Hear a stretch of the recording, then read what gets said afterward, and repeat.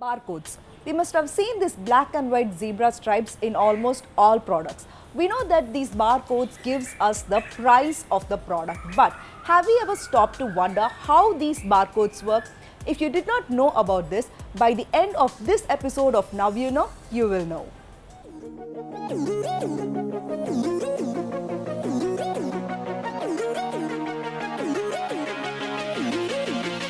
If you run a busy shop, you will need to have a track of all things you sell so that you know about your stocks. The simplest way to do that is to walk around your shelves, look for empty spaces and refill it. Alternatively, you can also check at the billing desk and then reorder. These methods may be okay for a small shop, but what if you're running a big store?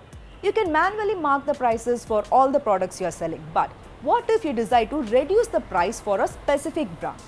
So using barcode technologies in stores will help to solve all these problems. It lets you keep a centralized record on a computer system that tracks products, prices and stock levels. You can change prices as often as you like without having to put new price tags on all your products. You can instantly see when stock levels of certain items are running low and reorder. A barcode-based stock system like this has three main parts. First, there's a central database that keeps a tally of all the products you're selling, who makes it, what each one costs, and how many you have in stock. Second, there are barcodes printed on all products. Finally, there's one or more scanners that can read the barcodes, which makes billing easy. How do barcodes represent numbers 0 to 9? It's really a very simple idea. Give every item its own unique number and then simply print the number on the item so an electronic scanning device can read it. We could simply print the number itself, but the trouble with numbers is that they are easy to confuse. An 8 could look like a 3 to a computer while 6 is identical to 9, so all this could cause some sort of chaos. What we really need is a completely reliable way of printing numbers so that they can be read very accurately at very high speeds. That's the problem that barcodes solve. Each digit in a barcode is represented by 7 equal-sized vertical blocks. These are colored in either black or white to represent the decimal numbers 0 to 9. Every number ultimately consists of 4 fat or thin black and white stripes, and its pattern is designed so that even if you turn it upside down, it cannot be confused with any other number. If you look at a barcode, you probably cannot make head or tail of it. You don't know where one number ends and another one begins. But it's simple. Each digit in the product number is given the exact same amount of horizontal space, exactly 7 units. Then, to represent any of the numbers from 0 through 9, we simply color those 7 units with a different pattern of black and white stripes.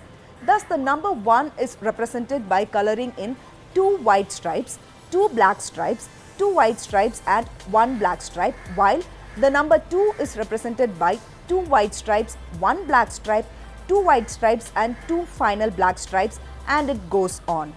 You might have noticed that a barcode could be quite lengthy. That's because a barcode contains 3 different types of information. The first part of a barcode tells you the country where it was issued. The next part reveals the manufacturer of the product. The final part of the barcode identifies the product itself. Different types of the same basic product also has different types of barcodes. For example, 4 packs of Coke bottles and 6 packs of Coke bottles can totally have different barcode numbers. Most products carry a simple barcode known as the UPC, which means Universal Product Code. A line of vertical stripes with a set of numbers printed underneath it is called as the UPC.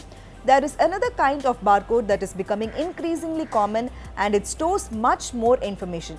It's called a 2D barcode, that is two-dimensional barcode.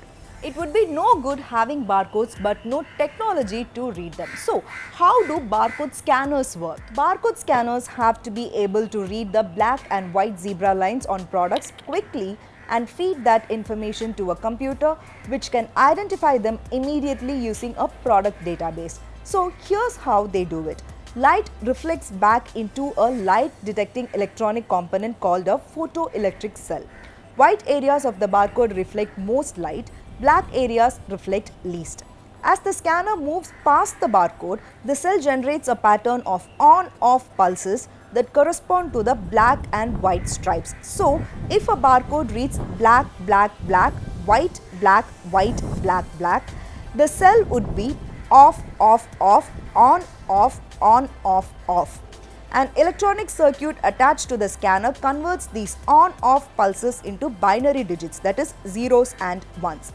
The binary digits are sent to a computer attached to the scanner, which detects the code as 111010111. In some scanners, there's a single photoelectric cell, and as you move the scanner past the product, the cell detects each part of the black-white barcode in turn.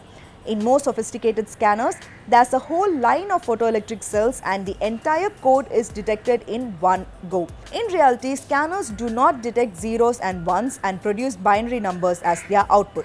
They detect sequences of black and white stripes, convert them directly into decimal numbers, giving a decimal number as their output, which is the price of the product. The barcode scanning technology has been existed since 1970s, but it became famous only in the 80s and 90s. Our trips to grocery stores have been made easier because of the barcodes and the scanning technology, which you didn't know but now you know.